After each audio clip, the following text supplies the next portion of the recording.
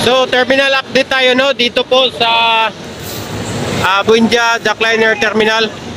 So, kumpleto pa rin po ang biyahe natin. Meron pa akong Lucena.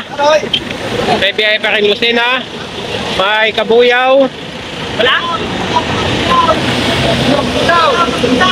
Ito. May Semli pa.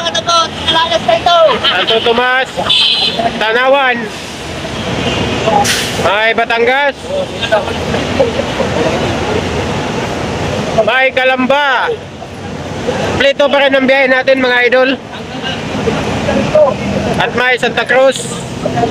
So, parang normal pa rin na araw kahit na Bernie Santo ngayon ay ang lahat ng mga gustong umuwi sa kanilang mga pamamahay ay makakauwi pa rin dahil ay kumpleto pa rin ang kanilang ang ating mga buses dito po sa Jackliner Terminal. Kumpleto pa rin po. At huwag kayong mag-alala, ay kayo po ay makakasakay at makakauwi pa rin sa inyong pamamahay. Okay, yan lang muna ang update natin sa umagang ito. Maraming salamat po. Ito po ang Jamliner Vlog. Please subscribe and follow, and also my YouTube channel, Jamliner Vlog. Okay. Again, dito pala tayo ngayon sa Jackliner Terminal, Buendia.